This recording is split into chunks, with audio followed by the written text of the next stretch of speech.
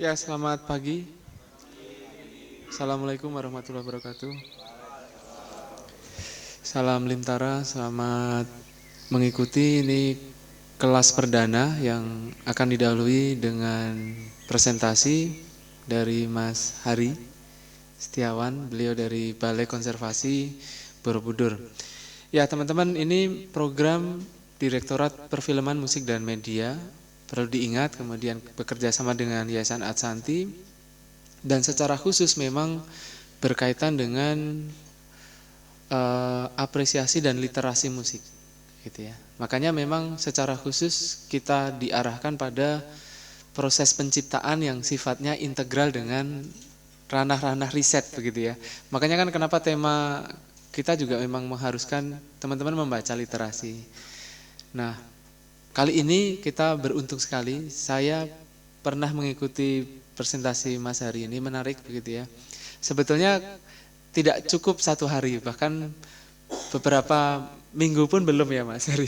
Tetapi kita akan padatkan, kita akan rapatkan untuk materi ini, karena teman-teman sudah bisa mengikuti sebetulnya dari podcast tahun lalu, sama gitu ya, dari Pak Direktur Perfilman Musik dan Media mengamanahkan kepada kita semua mengangkat tema ini, begitu kan, eksistensi Borobudur. Kenapa sih begitu ya? Nah, nanti akan lebih lanjut akan disampaikan prolog dari Mas Hari. Selanjutnya seperempat jam saya kira cukup Mas Hari. Nah, nanti lalu kita akan diskusi interaktif. Jadi silahkan, saya harapkan teman-teman bisa betul-betul mengikuti ini secara total, jiwa raga. Jangan terpaksa. Sekali lagi, teman-teman, adalah 10 karya terbaik ini. Kita melihat lirik-liriknya juga luar biasa Mas Anies. Liriknya luar biasa dan memperlihatkan proses yang memang menarik gitu ya. Nanti lihat kesesuaiannya, kemudian sinerginya dengan apa sih yang menjadi esensi dan eksistensi dari Candi Borobudur. Saya kira demikian. Monggo Mas Hari Setiawan untuk mulai paparannya. Terima kasih Mas, mohon izin untuk menyiapkan presentasi.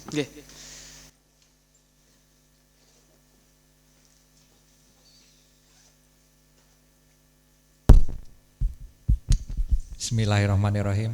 Assalamualaikum warahmatullahi wabarakatuh.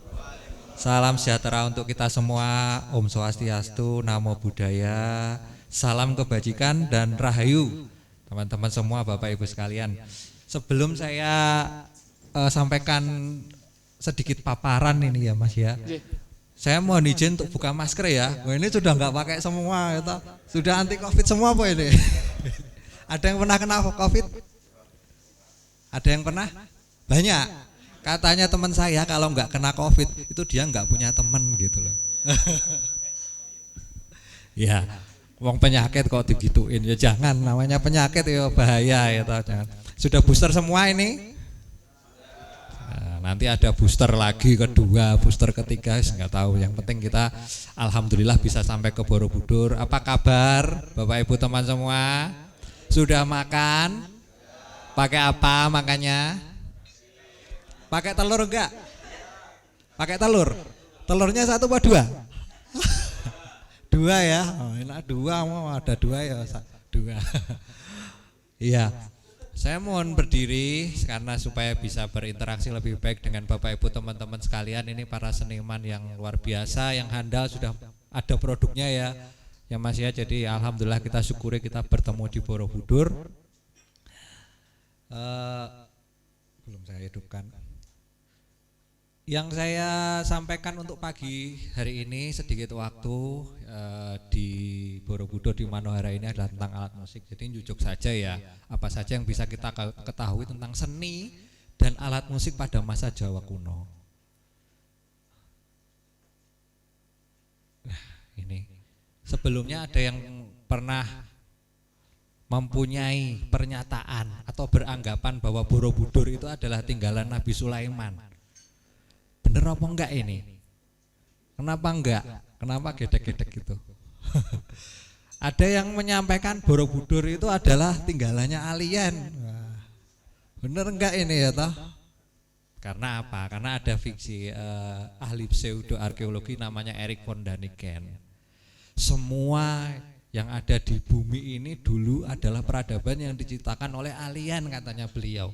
Ya ini menarik, wong saya juga baca bukunya itu ada berjilid-jilid.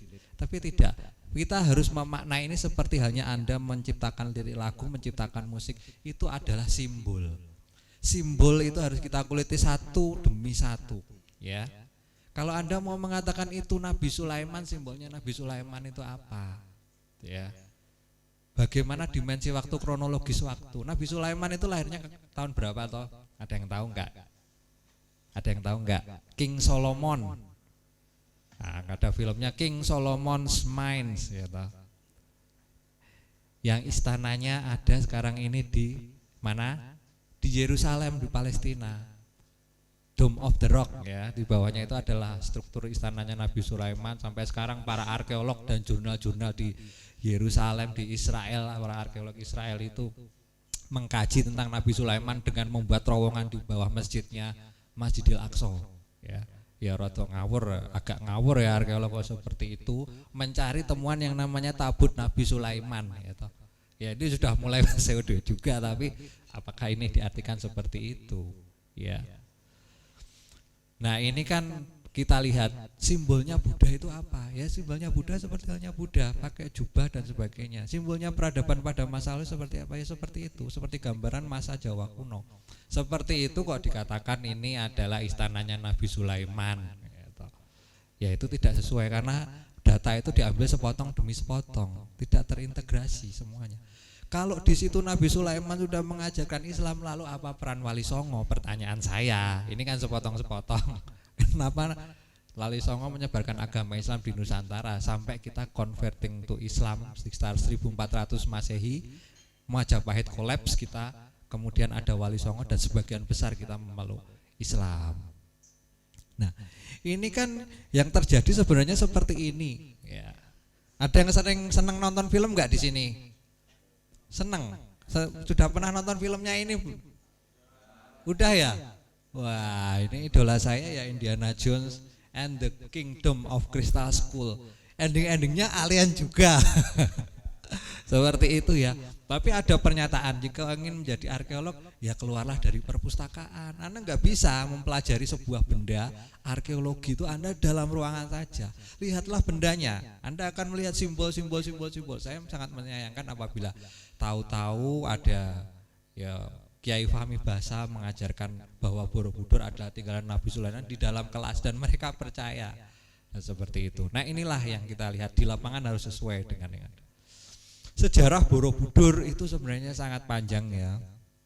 1200 tahun yang lalu dibangun, kemudian sudah melalui berbagai abad, ada prasasti. Ya, kita kalau mau bicara dengan prasasti, ini adalah sumber utama dari mempelajari sejarah masa lalu di Jawa kuno. Kemudian juga mengenai Borobudur pada saat dibangun hingga ditinggalkan. Borobudur dibangun sekitar abad ke-8, akhir abad ke-8 Masehi. Nabi Sulaiman dia hidup kira-kira tahun 500 sebelum Masehi, AD. Ya. BC ya, before Christ. BC, before Christ. AC, after Christ. Ini after Christ. Ini sesudah abad ke-8 Masehi. Ya. Sesudah abad ke-8 Masehi dibangun seperti ini. Kemudian kondisinya ini pada saat ditinggalkan oleh penduduk. Lah Borobudur kenapa ditinggalkan? Ya karena kita satu bencana, yang kedua adalah pengaruh budaya Islam yang masuk. Apakah kita masih membutuhkan Borobudur pada saat kita berkonferensi ke Islam? Tidak. Ya ini salah satunya yang menurut saya luar biasa. Nih ya teman-teman sekalian, Belanda menjajah kita selama ya 350 tahun lah. Kira-kira ada sisi positifnya enggak? dijajah itu? Ada. Ini yang Anda hadapi ini satu-satunya yang ini, yaitu pemugaran Candi Borobudur di tahun 1907 sampai 1911. Borobudur dibangun abad 8 Masehi, dipergunakan sampai dengan abad ke-10. Tahun 1016 Masehi terjadi bencana katastrofik yang sangat luar biasa di sini. Tempat Anda itu duduk di sini dulu hancur, musnah. Ya. Ya, namanya candi aja sampai bertebaran seperti ini batunya.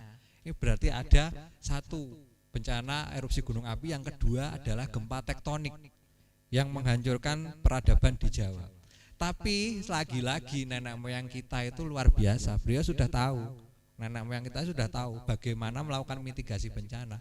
Makanya di situ candi-candi di Jawa ataupun di IY Yogyakarta nggak ada tuh sisa orang yang kepanggang kayak di Pompei gitu ya. Enggak ada. Ternyata mereka sudah eksodus semua di tahun 1016 Masehi ke arah timur, di Jawa Timur, di mana Singasari, kerajaan Mataram kuno periode Airlangga, Singasari sampai Mawa. Luar biasa ini ya, mempelajari sejarah. Mas, namanya siapa, Mas? Wes, luar biasa. Ya, kalau teman-teman kalau main-main ya jangan ke mall saja ya, atau ke tempat-tempat hiburan gitu.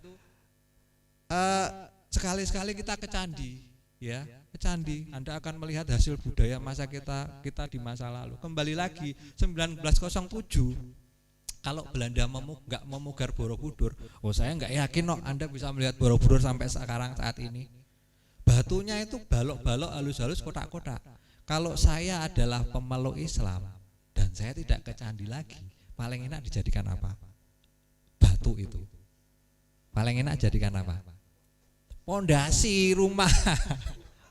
Habis itu dijadikan pondasi rumah. Anda akan melihat di situs-situs candi yang lain itu kejadian. Di sini pun banyak orang yang udah bangun.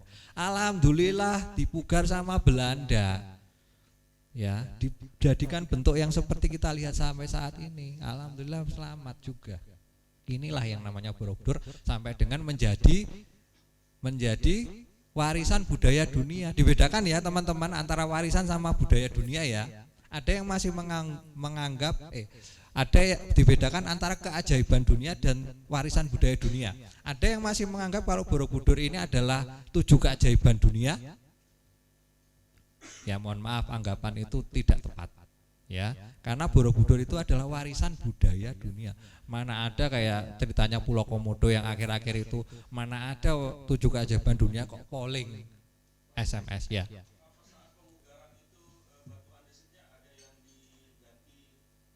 Ada, nanti saya jelaskan ya. Sabar. Katanya 15 menit Mas. Ini sudah berapa puluh? Wah. Ini sudah mulai interaksi ya. Boleh, silakan. Kita bicara relief sekarang.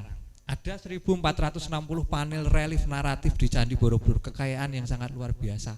Bahkan di negara asalnya agama Buddha, itu enggak seperti Borobudur sampai reliefnya detail seperti itu. Ini sebuah karya seni yang sangat luar biasa sekali. Karena relief ini, kalau saya menyebutkan Borobudur itu adalah time capsule atau kapsul waktu yang ditetapkan oleh nenek moyang kita kepada kita, di mana kita bisa mempelajari dan melihat keagungan Borobudur itu. Anda pasti tidak akan membayangkan zamannya dinasti Salendra yang berkuasa dan membangun Borobudur itu, wilayah kita lebih luas daripada wilayah Negara Kesatuan Republik Indonesia saat ini. Bahkan kita menginvasi sampai ke Khmer, Kamboja, sampai ke Thailand, sampai ke Myanmar, Vietnam dan sebagainya. Sampai ke situ kita mempunyai wilayah kerajaan. Karena kerajaan ya namanya monarki itu mesti kan surut ya, surut. Habis itulah naik lagi di masanya Majapahit. Nah ini relief ya. Saya sampaikan bahwa relief itu adalah perwujudan dari lingkungan alam sosial budaya Jawa kuno pada masa lalu. Apapun ada di situ, di sekitar abad 8 sampai 10 Masehi. Pun di negara asalnya agama Buddha, itu enggak ada relief yang selengkap Borobudur. Nah ini kan salah satu keunggulan dari budaya nenek moyang kita dulu. Ya, menurut para ahli antropologi yang saya rangkum itu, nenek moyang kita dulu itu dalam menerima budaya itu ada 3 sifat. 1 aktif, 2 selektif, 3 kreatif. Artinya Ada budaya Hindu-Buddha, Hindu masuk terima, aktif, aktif.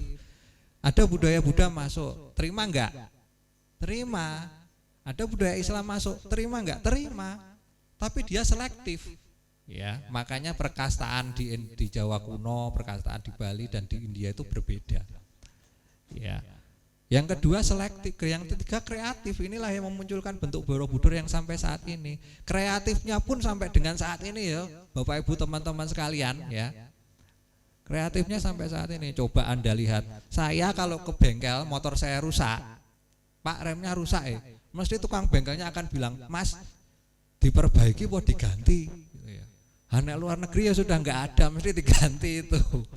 F-16 yang kena embargo zamannya Presiden Soeharto aja masih bisa diterbangkan loh di sini ya toh. Apalagi sekarang ini kreatif ya. Kita belum nonton, yang suka nonton film sudah nonton film Thor Love and Thunder belum? Sudah ya. Itu di mana? Di layar kaca 21 ya toh. Itu kreatifnya kita. Ya bener apa enggak ini? LK21 Indo XS1. Wah. Kreatif itu, wah luar biasa kreatif. Tapi yang kreatif ya mohon maaf ya, yang produksi film jadi nggak dapat untung ya. Kreatif.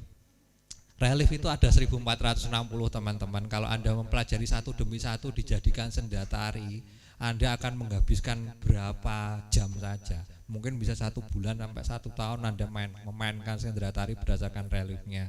Belum yang lain lagi. Ini semua ada naskahnya loh, bukan asal ya. Mas, itu Anda menyampaikan kalau itu kehidupan Jawa kuno, kenapa seperti itu? Jangan-jangan itu kehidupan di India kuno? Ya bukan. Anda akan lihat di sini kehidupan Jawa kuno. Nanti saya terangkan pendekatan yang namanya etnoarkeologi, yang bisa kita merekonstruksi masa lalu termasuk alat musik. 1460 panel dari bawah sampai ke atas. Ada Karma Wibangga. Naskahnya dari mana? Naskahnya yang digunakan untuk memahat relief dari mana? Ada yang tahu enggak? Dari India. Naskahnya dari India. Bentuknya apa? Bentuknya bahasa Sanskrit di atas lontar. Bisa jadi relief, coba Anda bayangkan. Padahal di situ, di relief itu dia enggak akan bilang bahwa bentuknya gendang itu silinder loh ya. Ada kulitnya di depan sama di belakang, kanan kiri atau dan sebagainya. Bentuknya barsiter itu seperti ini loh ya. Enggak ada, enggak ngomong seperti itu. Tapi digambarkan seperti ini. Bagaimana orang berburu, orang mengumpulkan seperti itu. Ini salah satu kreativitas dari nenek moyang kita. Kenapa arsitek-arsitek kita itu memahatkan relief? Satu, bahasa Sanskrit itu zaman dulu tidak dipahami semua orang. Hanya kasta-kasta Brahmana kesatria saja yang bisa memahami bahasa Sanskrit. Ya, bisa dibayangkan ya. Kalau itu tidak diterima semua orang, bagaimana ajaran bisa sampai ke bawah diterima? Nah seperti itu. Sanskrit itu nggak dipahami. Kasta kayak saya ini sudra itu apa? Tendang aja. Kerja sana paling gitu. Jadi ini adalah salah satu hal yang luar biasa yang Kemudian ada kaidah Satangga dalam memahatkan relief ini juga sangat luar biasa sekali, bahwa ada rupa beda harus mampu menggambarkan perbedaan bentuk dalam karyanya, dibedakan. Ya, yang namanya manusia sama pohon itu mesti beda. Ya, coba yang ini.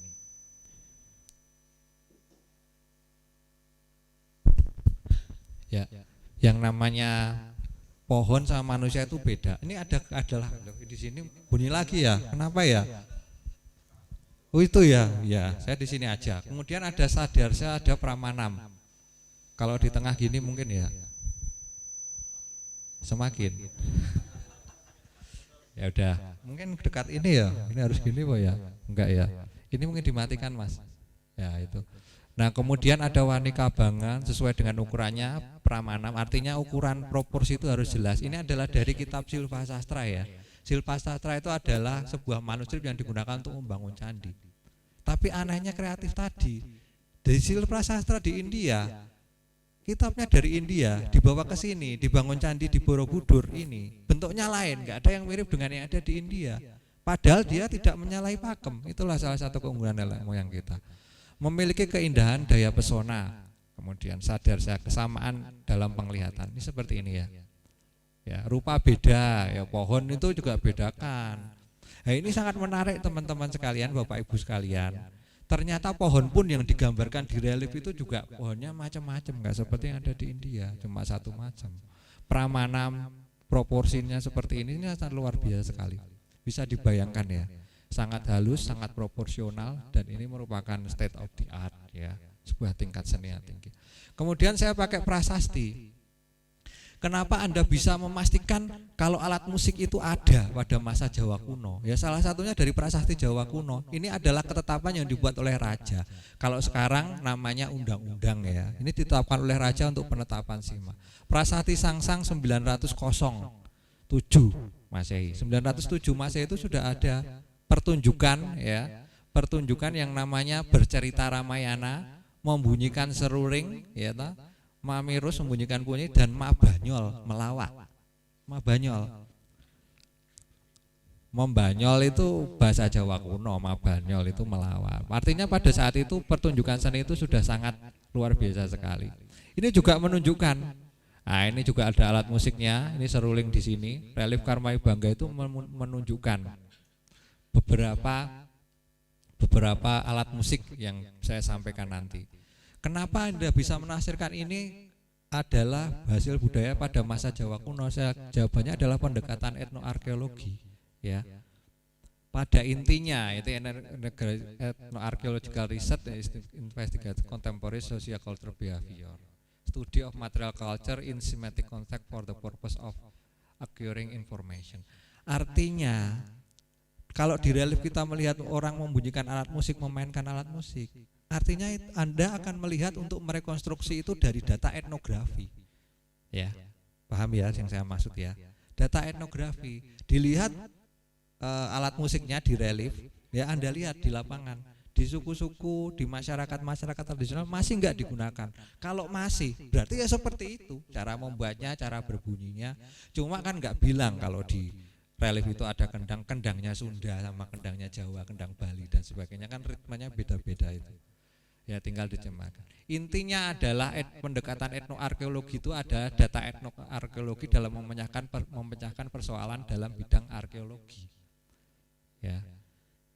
Anda menggunakan data etnografi. Data etnografi itu apa saja? Ya kehidupan masyarakat kita. Kehidupan masyarakat kita di masa saat ini untuk merekonstruksi bagaimana alat musik, bagaimana orang itu menanak nasi, ya.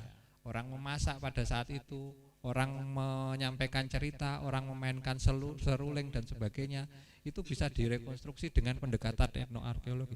Bagaimana orang bercocok tanam, tanamannya apa saja yang ditanam, itu seperti itu. Setelah pendekatan etnoarkeologi, ya buktikan dong, buktikan itu memang Jawa kuno. Ya iya, bisa kita buktikan. Anda kalau sekarang ini ke Dusun Nglipoh, nggak sampai satu kilonan ya dari sini ya, Anda akan melihat di panel relief ini ada orang membuat tembikar. Mirip seperti ini ya. Mirip ada ibu-ibu membuat tembikar yang saat ini masih dibuat di Nglipoh. Itulah data etnografi. Ibu-ibunya ini data etnografi. Tapi kalau reliefnya adalah data arkeologi. Makanya bagaimana kita merekonstruksinya. Bedanya ini enggak pakai baju, Pak, ini pakai baju. Bedanya seperti itu. Tapi kan ini enggak masalah. Apa mau enggak pakai baju kan? Ya, masa zaman sekarang enggak pakai baju. Bedanya itu seperti itu. Nanti sangat umum ya Bapak Ibu teman-teman sekalian melihat panel relief itu kalau perempuan di masa Jawa kuno itu enggak pakai atasan, semuanya pakai bebet, ada yang pakai sini. Tapi itu biasa, enggak dianggap porno gitu ya dari masa lalu. Karena semua itu biasa seperti itu. Ini ya. Oh 2 menit lagi. Oh iya. Kemudian ini ada yang pembakaran. Nah ini sama juga dilakukan di Dusun Nglipoh. Kita bisa, kalau di arkeologi namanya open kiln, tungku pembakaran terbuka untuk membuat tembikar. Ya. Nah, bentuknya seperti ini. Kalau di relief orang nggak tahu, oh, ini apa jualan tembikar ya? Enggak, ini adalah pembakaran tembikar menggunakan tungku pembakaran terbuka. Itu sudah menjelaskan bagaimana data arkeologi kehidupan pada masa lalu dijelaskan dengan data etnografi. Pun sama juga dengan alat musik. Seni pertunjukan pada masa lalu banyak sekali ya. Ya, ada curing, alat musik dengan bilah logam, ada mangidung, ngidung. Mangidung itu bahasa Jawa kuno dari menyanyi.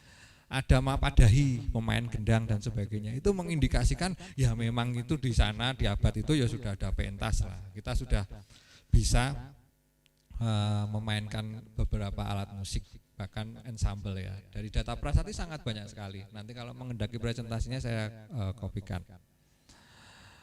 Kemudian beberapa alat musik di relief Karmawi Bangga misalnya, loh ini masih ada kok sekarang kok. Bahkan di Kalimantan, ada yang dari Kalimantan. Ya, dari Kalimantan ini masih ada di saudara-saudara kita di suku Dayak pedalaman. Di Jawa sekarang malah nggak ada. Kayak gini sudah nggak umum. Ada organ mulut, ya, organ mulut. Kemudian barsiter, ya, barsiter banyak sekali dijumpai pada reli seperti itu. Simbal, ini memainkan simbal yang tangannya ke atas. Bagaimana sebuah pertunjukan mangigel. Mangigel itu kalau bahasa Jawa kuno dari menari, ya, mangigel itu menari. Bagaimana instrumen kendangnya, di situ kendangnya ini ya. Ya, seperti itu. Ada juga ketipung ya. Banyak sekali alat-alat musik yang kita jumpai pada rel di masa Jawa kuno. Ini menunjukkan bahwa kesenian kita sebenarnya sudah sangat maju pada saat itu. Cuma bagaimana kita merekonstruksi saja, ya. Belakangan sudah banyak para artis merekonstruksi alat musik Borobudur untuk dipentaskan. Ya, ini sudah berupa kendang, memang kendang seperti itu. Perkara nanti bunyinya kendang seperti apa, yaitu belakangan. Kita rekonstruksi saja berdasarkan data etnografi. Oh, kendangnya Sunda ya seperti ini, kendangnya Jawa ya seperti ini, ritmenya dan sebagainya. Kan beda itu seperti itu. Tapi sejauh ini kita sudah merekonstruksi. Nah, kalau ditanyain kita harus bisa 100% merekonstruksi, ya tidak bisa. Apa ya Anda hidup di zaman itu? Ya enggak. Disalahkan Anda pun juga enggak bisa kalau Anda disalahkan. Saya merekonstruksi dari relief bentuknya seperti ini. Yang menyalahkan juga Anda tanyain. Emangnya Anda juga hidup di zaman abad 8 itu kan? Ya enggak. Yang bisa kita rekonstruksi. Macam-macam alat musik di sana. Sampai dengan trompet yang panjang itu pun juga kita bisa rekonstruksi di relief. Terima kasih, mungkin itu yang bisa saya sampaikan terkait dengan presentasi kali ini karena keterbatasan waktu. Saya akhiri, wassalamualaikum warahmatullahi wabarakatuh. Tadi ada pertanyaan di sesi tanya jawab aja ya Mas ya, Mas Chandra tadi. Oke, terima kasih Mas Hari. Ya, silahkan teman-teman. Tadi yang pertanyaan, yang pertama tadi apa tadi diulangi?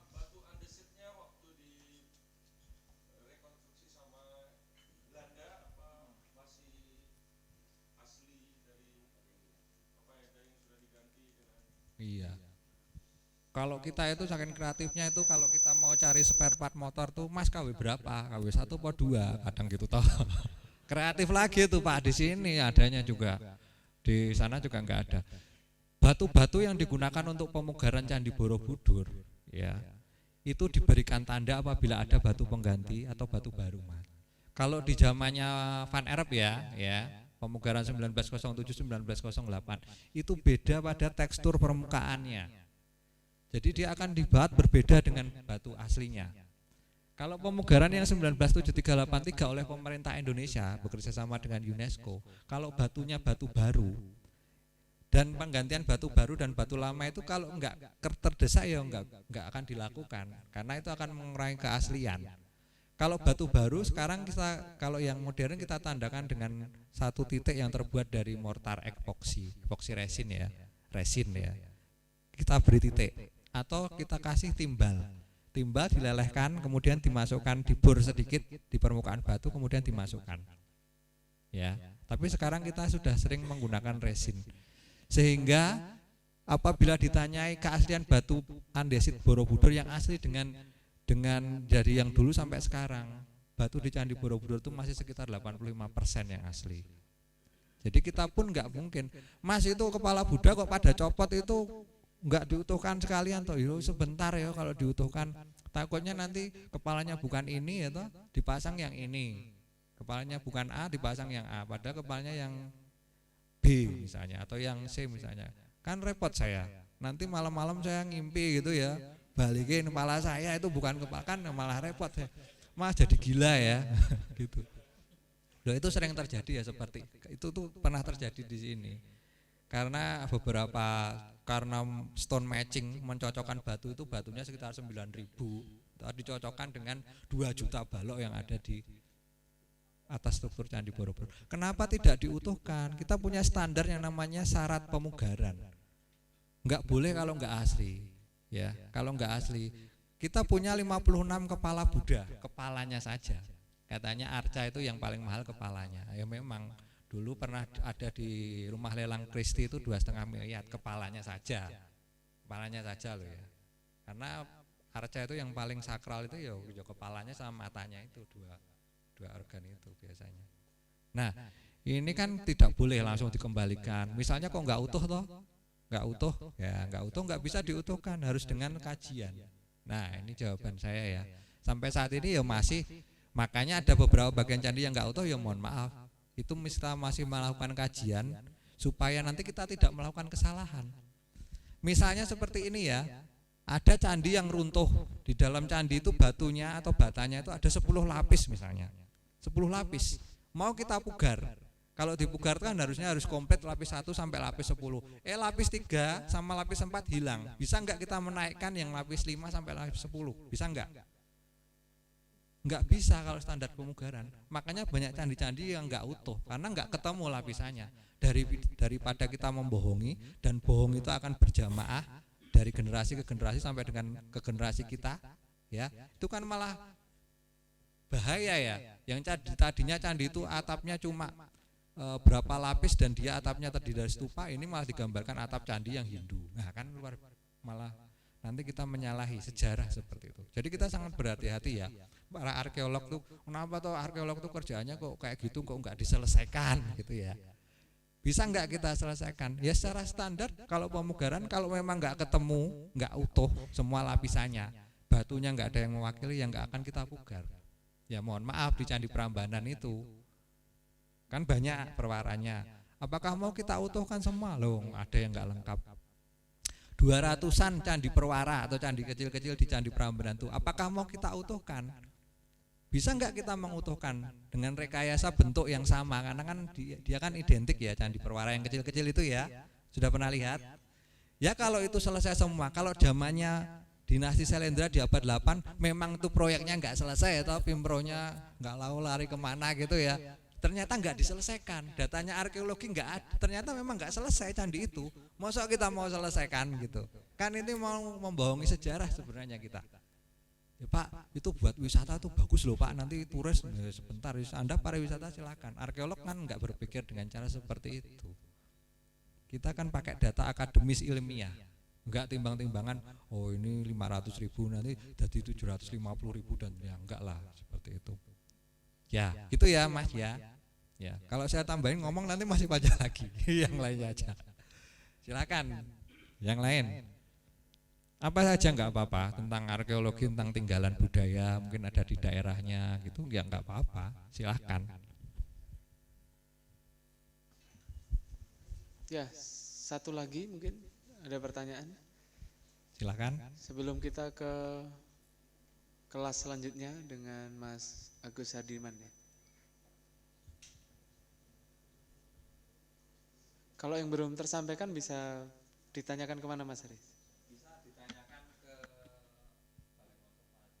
Bisa, atau di kontak saya juga bisa nanti. Monggo bisa sampaikan Mas. Kontak saya punya WA semua tuh ini. Ya, sekarang itu tanyanya yang nggak punya WA siapa gitu. Kontak saya ya dicatat aja ya Mas. 081 22 53 75 48. Itu nomor saya dari zaman kuliah Mas ya toh. Masih 10 digit apa berapa ya? Belum anu ya. Ya silakan nanti kalau mau tanya silakan. Nanti kalau panitia mengendaki saya berikan PDF-nya Mas. Boleh, sangat ditunggu. Oh iya, silakan. Pakai mic aja Mas. Oh enggak usah. Oh ya nanti yang belakang enggak kedengeran. Nanya ini cuman lebih ke ini kan bagi kami kan wawasan baru nih Mas kan. Jadi rasanya kan belum puas nih pembahasannya. Jadi boleh nggak filenya ini di-share ke panitia biar panitia kami dapat dari panitia gitu. Boleh ya? Boleh. Enggak apa-apa, enggak apa-apa. Daripada nanti Anda menyampaikan ini Borobudur itu tinggalan Nabi Sulaiman. Sama aja itu ya teman-teman sekalian, itu sama saja saya ya punya salah loh di situ loh. karena informasi itu enggak tersampaikan. Yang disampaikan malah yang seperti tadi itu. Ya ini saya berterima kasih sebenarnya sama panitia ya Mas ya. Karena diberikan wawasan seperti ini. Coba kalau saya nggak bilang warisan dunia gitu, pasti teman-teman akan bilang itu tuh juga keajaiban dunia. Padahal itu salah. Ya, yang benar warisan budaya dunia. Warisan budaya dunia itu yang lebih formal karena dia ada di badan PBB yang UN namanya UNESCO. Ya. Kalau itu juga keajaiban dunia itu kan pihak ketiga ya yang dia bergerak di bidang kepariwisataan. Nah, mana ada warisan dunia kok dipoling. Nah, tahu sendiri netizen Indonesia itu kayak apa? Mesti akan diserbu di sana ya toh. Iya, gitu ya. Nanti akan saya forward share. Ya, menyingkat waktu, nanti saya akan sampaikan ke teman-teman semua untuk filenya. Dan silakan Mas Haris ini terbuka ya nanti kalau ada pertanyaan. Iya, nanti di WA.